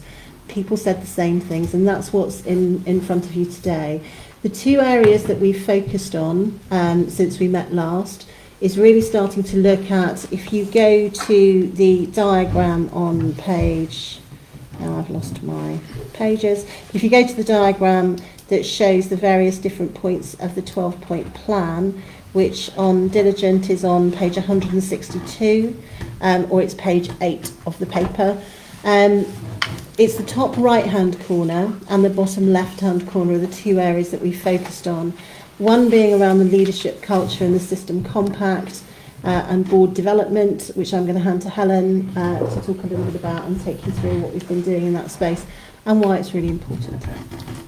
Hi, thank you. So in terms of the system compact work, I know this is, I think, the second time I've been here in terms of discussing what a leadership compact or agreement is all about. So in terms of the principle of that, it's setting the tone around thinking about what do we agree to commit to essentially become a citizen-driven system, not an organisation-driven system. And I don't underestimate the significant challenge that presents. I'm used to delivering leadership compact work internally in organisations, and the only example of it working across organisations was actually across 5 NHS organisations. But the principle is that the process that we've designed to deliver this for the system, gets out all those, if I can call them knotty issues, around what stops us from doing this stuff well, in terms of being driven by what our communities need and not restricted by the way our organisations are set up. So that's the principle behind this, with some what sound like relatively easy questions to ask you all, but you know, what are the things that stop us from doing this stuff? What are the legal boundaries of our organisations, the financial constraints of our organisations, and the people constraints of our organisations? Because by getting that out on the table in an open and honest and transparent way, the very information that is elicited from that process genuinely, in my experience, presents the opportunity to thread it up and navigate it really well. So that's the principle of it. From our previous paper, in terms of NHS impact, again, which I appreciate is an NHS-driven process, but is about maturity with continuous improvement in organisations. So I genuinely feel it has relevance wider than the NHS. The compact and the board development piece, we've purely said are starting out on our being, in terms of our leadership and culture piece, and our, forgive me, because my investing in people and culture and building shared vision and purpose. It's only described as starting out on that journey because it only becomes really meaningful when we end up testing it out. So that's the principle of that. It was rated as starting. When we test it out under real rigour, that would mean we're progressing through our ability to implement continuous improvement. I kind of want to exercise, I was thinking from a number of conversations around this type of stuff, how can I kind of bring to life for you, what does that really mean? And I thought about picking a particularly knotty item, which will be money. How do we put money in the right places?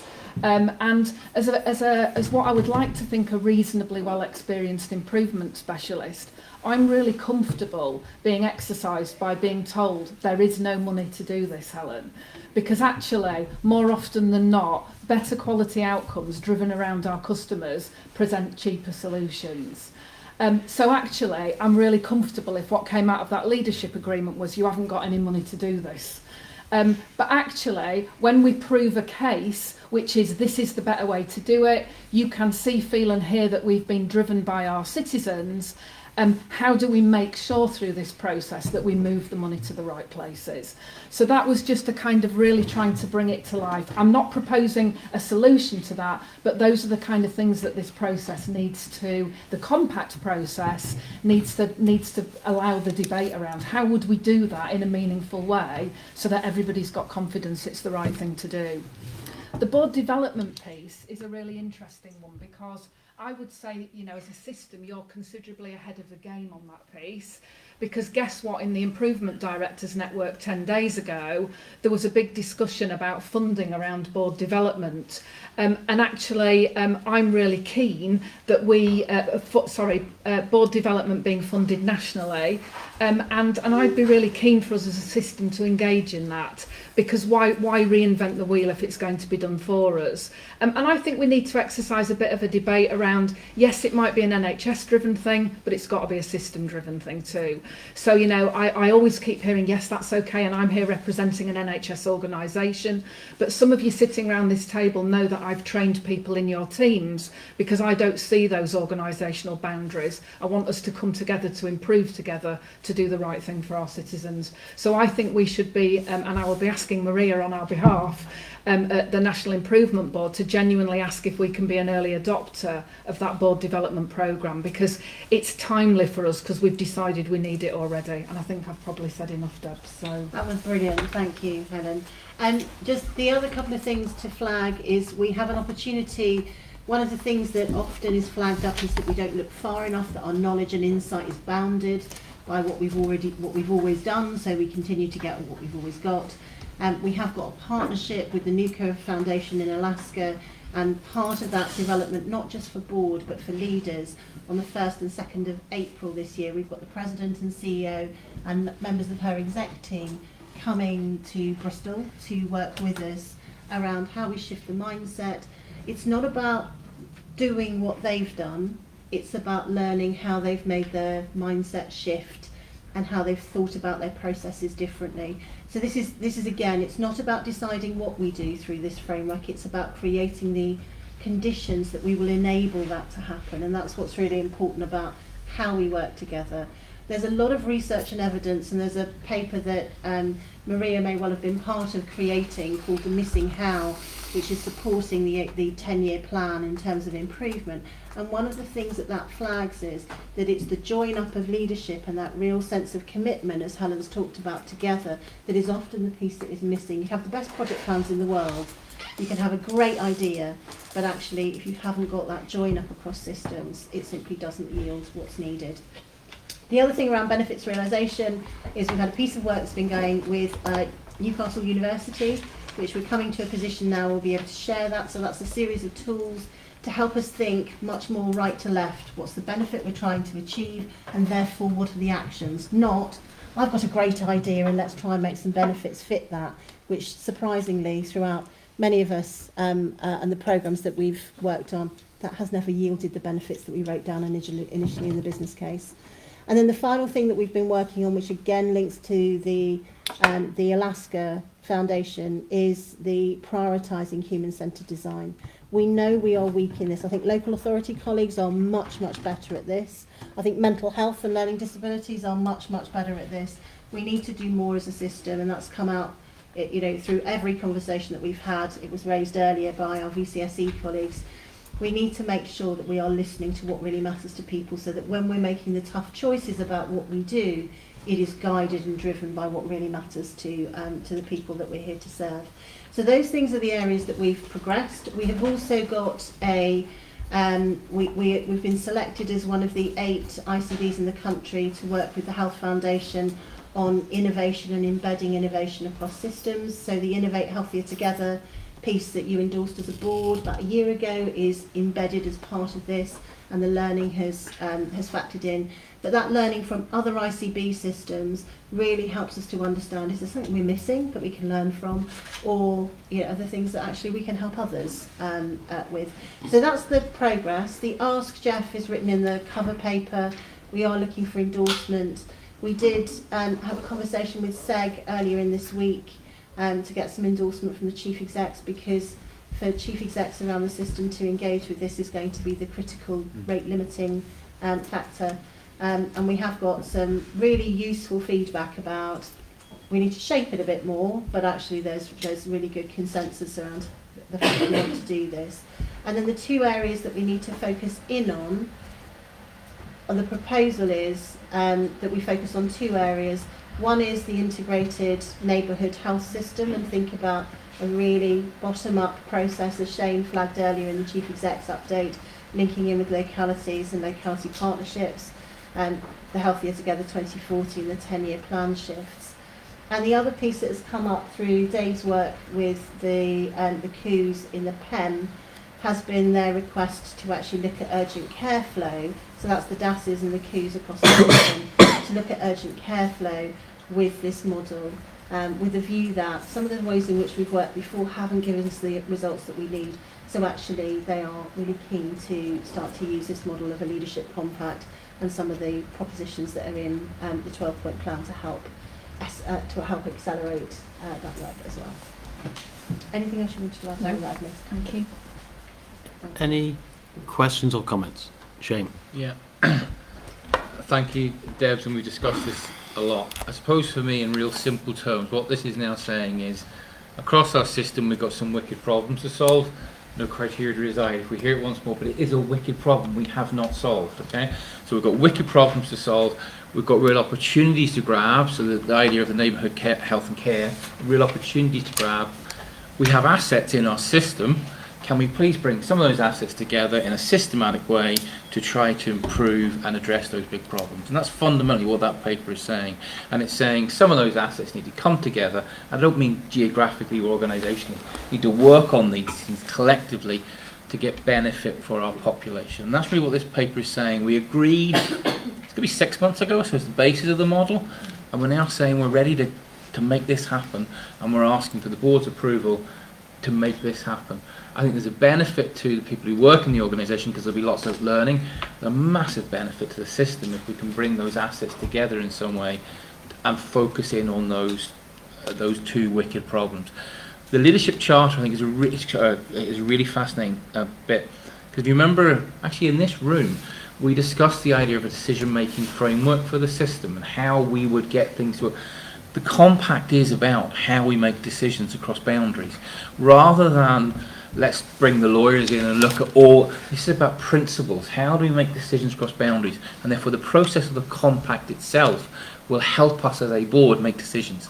I think that's really important. So I really strongly support this paper. I know at the moment we've 101 things to do. We discussed it earlier, the idea of delivering our operational plan, the idea of actually the group model. So much energy has got to go into that as well. So there's loads of things we want to do. We're asking to apply a very sensible system-wide model to two pretty one bruising problem and one great opportunity. Okay, thanks, Shane. Maria? I think now more than ever we need something like this, partly because we have to parry what we've talked about, but what's obviously in the planning guidance around faster, harder, more productive, really, going for very operational year-on targets. But actually to do radical reform and transformation, as we talked about earlier, requires a different mindset. And I think this leadership compact gives us a how we do things as well as a what we do, and keeps that spirit of continuous improvement, which we said is vital for us to learn and be curious and humble and learn from others too. So I'm very, very supportive. This ties in very much with what the expectation is nationally around learning from each other through NHS Impact, sharing methodologies. 2 and a bit years ago, Shane and the ICB funded the 2 trusts to adopt Patient First together so that we would have a common language of continuous improvement, which would allow people to move across organisations, and that has worked really, really well. And that has been very much part of being able to develop a group model and break down boundaries, so it builds trust as well. I think centering what we do around and the decisions we make about our population as that triangulation is a constant reminder of why we're doing things, again, which I think our staff really need. I also think that there is a big focus on, messenger, CARC, Thirlwell review, on developing leadership in a performance management way rather than a performance improvement and development way. And I just think we really need to parry that and make sure we're looking at the more developmental aspects. And I think something like this compact and what you're asking us to endorse today does that. Thanks, Maria. Joe, and then Alison, then Alison. It's just a really sorry, John. Practical question, because I just need to visualise what this, again, assuming we go down, what does the compact mean on the ground for staff doing change work? And in page 18, you talk about organisations dedicating 3 to 4 days a month of existing resources. So would that be, and again, there's different levels of resource, isn't there, across the organisations sitting around this table. So would it mean that there would be a overarching shared objective, a group of people pulled together proportionately from everyone's background and levels of maturity, and then working on systems problems, and that would be agreed in their job planning so that there wasn't tension with their line manager, there wasn't tension through their division or through their practice? Is that what it means practically about the people who would do that work? And are we all clear on that? We haven't cut, that's the proposal. Yeah. That's what when we went through the transformation research, that's what everybody said. You can't have a group of leaders who've all got the best idea in the world. What you need is people who understand how to deliver the service, and you can't have it on one lens. You need to have the person who's receiving the service.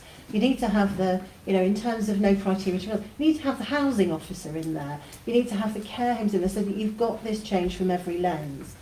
And that actually people need some time to be able to engage, not a one-off workshop. That was what this was trying to say. We often do a one-off workshop and they're great and everybody engages and we get some good energy.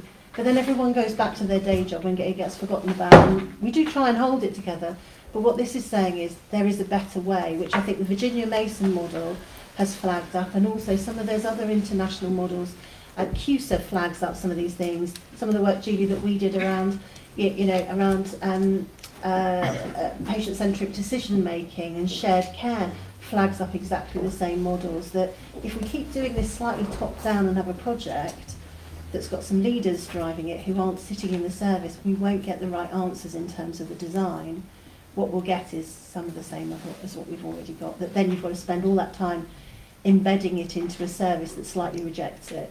So it is that idea, but what we'll need to go through in the compact, and as Shane said earlier, and Stu said very eloquently this week, there are so many things we've really got to think about. Can we afford this? What's the opportunity cost? Which is why in the paper we do talk about, we are, one of the things we've been really, in our little compact, in our transformation network, we've said we can't sit there and say, this doesn't need more money, we need to think differently, and then go, by the way, Sarah, we need some more project managers. That's why we're trying to make sure that what we do is, there is some cost, but it's opportunity cost. And what we try and do is we make sure that we deliver this within our capability of the 3.5 billion, and actually, as you said, connect people so it's in their work plan and they've got permission, and you don't end up with a leader saying, why are all my staff going to these meetings? I didn't know anything about that, and I would ask them to. We have those tensions in our system at the moment, and this was trying to flag that up. Yeah. Does anything you want to know? Yeah, and I think the what does it mean for people on the ground comment. So in the world of improvement, we talk about 3 layers of describing work. We talk about work as described, which is written down in policy and guidance. We talk about work as imagined, which is how we might describe the work happens. And then we talk about work as is done, which is the real experience of people who deliver the actual services that may need to change as a consequence of all of this in the future. And so actually the fundamental premise of the compact work has got to be the people where the work as is done happens have got to be the people that contribute to this. Because I do think part of the problem as leaders sometimes is we impose things on people that aren't relevant in the context of their day-to-day work. So I absolutely think that the litmus test to this will be is through permission and agreement and the compact work. It's people where the work as is actually done who need to be released to support the delivery of this. And that shared work is of equal priority or greater priority than the other long list of work that people will have. So it's a shifting and it's a slight ceding of power. That's all I was trying to illustrate about how we manage our hierarchies. That's a really helpful insight, so thank you. So I've got Alison and John. You just decided which Alison you should. Sorry for the end. We'll start at the end. So really excited to see this come here. And we're not as mature as Marie and the team, and Helen came and spoke to AWP not that long ago actually, but and we have had a programme of work on quality improvement. And I suppose what I'm playing through in my head is we've already got some of this work up and running, and that ceding of power and empowering people on the front line to do the workload is really important to us, and how we transform and how we drive things forward, and also allowing failure to happen occasionally to say, do you know what, that didn't work out, but you can move it in real time. Is there anything you can recover? And I'm just trying to understand the dynamic between having organisations already working in that way and maturing in that approach with quality improvement leads. We've got quality improvement champions across the trust, versus how that would appear from a system coming and saying we're also going to do that, because I think I'm just worried about the bit in the middle. And if we've got loads of work happening and our teams empowered to do in real time and to put schemes forward, and then we'll have organisational ones, and how do we get to a system one that they all triangulate and are aligned? I think it's right we do it, but I think there's a little thinking and some understanding we'll have to go about how they align, just to make sure that we're not crossing each other at any. I'm sure we won't, but that was the one thought. I was sitting here because we've already got people doing this work, and I wouldn't want it to be layering on top for something to stop or for something to be going at odds from what we've got going on at a local level. So just some thinking about that to get that right, I think, would be really helpful. Yeah. Do we want to take all the questions and then we'll come back and No, take that one. So I'll have Helen in a sec, because I know she's got some thoughts on this too. And I think there's two bits. One is this is not intended to step inside the organisation and unravel what Julie's teams are doing around QSA, what Maria's teams are doing around patient first, or what your teams are doing around your approach to QI, because those things still really matter. This is really to be applied to some of these bigger, more complex things that we're trying to work on, where we are interdependent. So if we think about some of the learning disability work, if we think about some of the keeping people out of hospital and the prevention side about primary care, so applying it much more to the areas that we've got that system connection, rather than it stepping into the work that you're trying to do internally or changing that model. And it aligns with NHS Impact, which again has got those principles of not mandating an approach inside an organisation, but acknowledging that the principles of make sure you understand the problem you're trying to solve, you've engaged people, all of those things that will be embedded. It's about making sure that we align. And I think the point that you make about making sure we don't cross over and we understand, in the diagram, in the top left-hand corner, it talks about the transformation load. I don't know whether you want to add some of that. So we were talking in the in our transformation network about, do we really understand what that looks like right across our system, and I don't underestimate the complexity of that, but I think it is important that that is surface visualised and shared so that we understand those things, because again I often see in processes like this we may genuinely be surprised about where all the common connections are between what we're doing. We're all driven by the same motivations ultimately. So I appreciate the concern about it, Alison, and sorry I didn't see you down that end of the table. But being somebody who has really genuinely learnt to trust the process, I think we might be surprised by the common connections that emerge from understanding that across our system. Okay. Thanks, Alison. Alison? Yeah, I mean, I really welcome this. I think the how it's done is instrumental, isn't it, in its success. And I guess in terms of the leadership compact, clarity on what the word commitment means, because it doesn't mean signing up to a paper at a board, really. It might mean time, it might mean people, it might mean money, it might mean something else. But I think it being really important what commitment means, and we know that in organisations, what the top of the shop talks about gets attention. So this needs to be something that just comes through now. We also know what can happen when organisations are under pressure. And I mentioned about drawing the drawbridge up. And when organisations are under acute pressure, what happens in this space is going to be important. So there needs to be an environment where there's openness and honesty.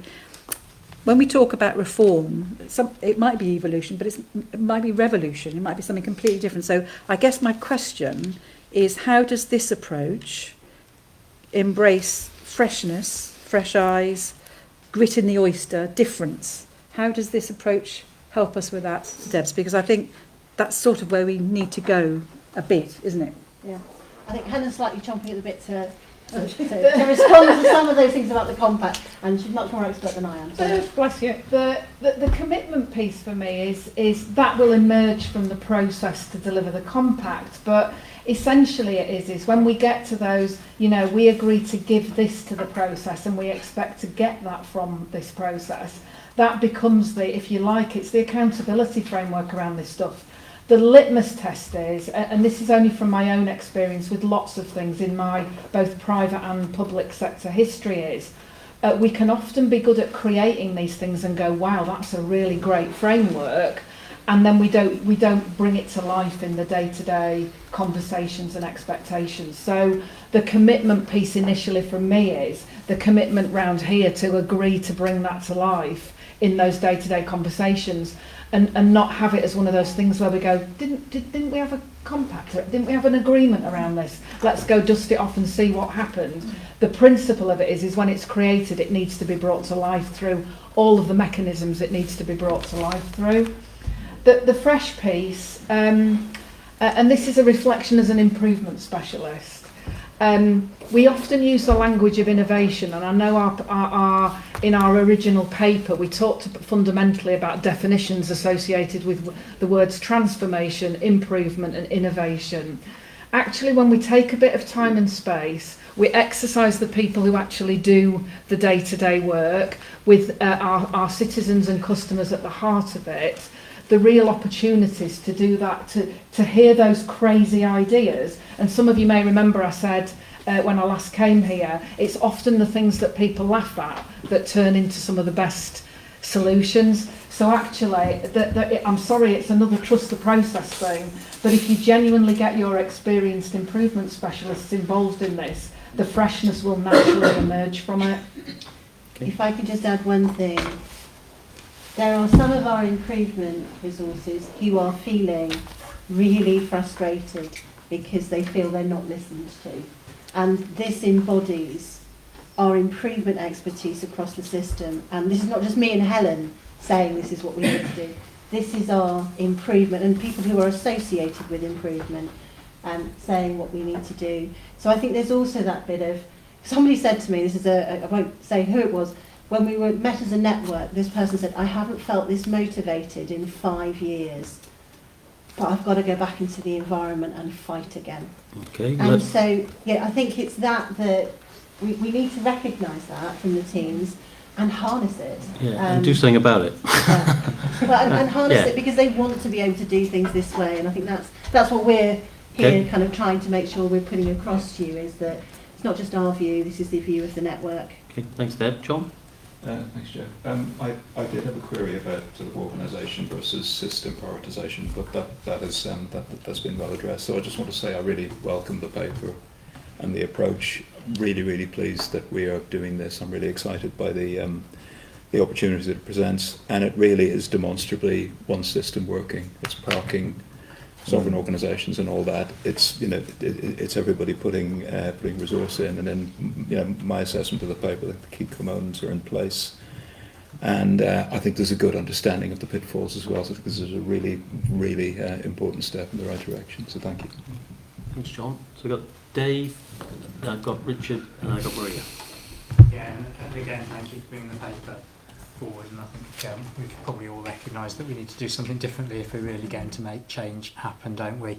And it's nice to see that this iteration, I think, is now clearer, and it's nice to see the recognition of the role of LAs working with NHS and partners, specifically in driving some of that neighbourhood teams work. I think from my perspective, we talk about different languages across different sectors. I think when I take this back into my own organisation, I'm going to have to play with the language a little bit. It's still quite NHS orientated from a language perspective and transformation piece, but that's something that I think that we can do within our own respective sectors so that it lands appropriately. To make sure that the final version is something that is fit for consumption for all of our staff. And I think it's made a good step forward in this iteration. I guess similar to some of the comments that others have been made, what I'd be quite interested in, possibly through the SEG, is as a next iteration to really start providing that very clear roadmap of what we're going to do next to bring this to life on the ground. And as I've said, we've all got our own change programmes working within our own organisations.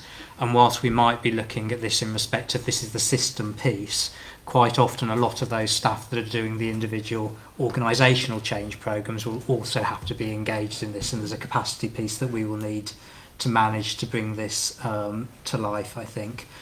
All of it manageable, but I think we do need to stay absolutely intertwined if we're going to be successful in this piece of work. So as that next step, I think understanding a roadmap for that would be quite helpful for the SEG. Okay, thanks Dave. Maria? I think the idea of a compact is that we can then hold each other to account about it, because it's very, very easy, as we said, commitment earlier, and Helen knows this. Give us a lovely improvement programme. Actually, can you shorten it? Can you make it quicker? People have to get back out and see patients. That tension comes down very, very quickly, but actually, you can't fix the hamster wheel while you're still running round on it, and taking some space out to do continuous improvement work is what we're going to need to do things differently. So again, I would just say I think the idea of a compact which allows that accountability and putting a bit of challenge into each other, you said this but you're not doing it, would be a helpful thing for us all. Okay, so okay Joe, and then I'm going to finish. Is it Richard? Oh, sorry Richard. Just very briefly, welcome the approach. Deb, you came and spoke to our teams. We really recognise that NHS England and others can throw lots of things in your way. and sort of challenge you on what your priorities are. So the clearer you are about priorities is really helpful to us, and we'll keep trying to tell that story. And also on that resourcing question, we do want to ask the question as NHSE gets reorganised, how are resources supporting? So again, keen to follow up with you all about how we can support you. Thank you. One really quick plea. I was talking to a couple of clinicians about over winter, no one has any cognitive space to do change and improvement, and whether we can just design that in on purpose, because between November and late January we probably are all doing operational pressures, aren't we? And let's be honest. Make that part of the contract. So if we could just maybe think about that and make it explicit, I think it would be a huge relief to many people. Okay, Deb, you've got 4 bullet points on there. Confirm ongoing... Sorry, Shane. Just very Julie. quick one, won't repeat. I absolutely support this. The key thing in developing the compact is how we develop it and how we understand it. Because, of course, a lot of this will be a very different way of behaving, not just holding each other to account, but letting go, about how we say to our staff, you go without the Sirona badge, I want you to work in the best interest. You might bring it back, and as Sirona I might say, I like it, I don't like it. So how we develop that compact and really understand it, because I've found in the past, not specifically compacts, but similar, when something goes wrong, you think, oh, I didn't realise that's exactly what it meant. So I don't know what the process is for that. I would, do you want to come in on that? The process itself, in terms of designing it, or the process of testing it, should be raising those conversations. So is it going to be perfect? No. Is it going to be good enough to allow those conversations to happen that elicit those challenges? Because we all know in anything, communication often comes unstuck from all the different perspectives of understanding it, the language we may or may not use to describe it. So the very process of having it itself should allow you to have those debates and say, actually, I didn't understand that's what it meant. Now I know that's what it means. Let's discuss that more critically. No, getting to the compact, is it, oh, by the way, I've got one over here. Oh, I'll no, give it sorry. to you. It's having those difficult conversations Exactly. first. Yes. And the Where are we grit. going to have those? There's a little plan in the paper Did I miss at that? a high level. It's a very high Oh, level. the one with the phasing. yeah. But what we want to do is work with SEG. So if the board's Fine. approving this, I think Shane, then the next step is that we're working with SEG to actually get those dates nailed down and get that process rolling. Okay, Nick? And just bringing some of those conversations together, I think it would be helpful to have some visibility of the roadmap and the resource and capacity implications as we're discussing the compact, because otherwise we do get into the challenge that Julie's referring to, that we might think what the compact means is different for different people, and there's a challenge. You can't get it perfect, and I support the concept of the compact, but we kind of need some sense through SEG as to what capacity implications it means, so we know what we're signing up to. Okay. Anything before I sum up? So the 4 points we got: confirm ongoing support for the work. Well, we're hearing that. Agree the need for the IFTF to be an important focus. So well, yes, we're hearing that. Endorse next steps, including the 2 proposed focus areas of integrated neighbourhood health systems and urgent and emergency care flow. So those are the 2 proposed areas, but you may develop this as you go forward. What I'm seeing as actions coming from it, which is what I've jotted down, and in fact Nick just did a nice summary for me at the end, which is, establishing the roadmap with resourcing timescales and then negotiating that through SEG. So we do need the detail, or otherwise we'll agree today it's all a great idea and then nobody will come around the table, or it'll be slow in parts and rapid in others. And actually, Deb, we've been asking for this probably for about 2.5 years, which is, how do you do continuous improvement, lean, or looking at system thinking when you're only looking at your own organisation? Well, you don't. So this is a really positive step forward about how we think about system thinking as a system, not as, because we've done huge amounts in our own organisations, but this is a step change, and this isn't happening. This really isn't happening elsewhere. So, superb. Are we happy to agree that approach then? Can I suggest we take a 5-minute leg stretch? We've got a couple more items, the two on risk appetite and risk framework, and then the updates from committees and some questions from the public, which I think will be fairly quick. So if we can just take 5 minutes. Thank you, Chair. Good discussion. Wasn't it? Good discussion. Very good discussion.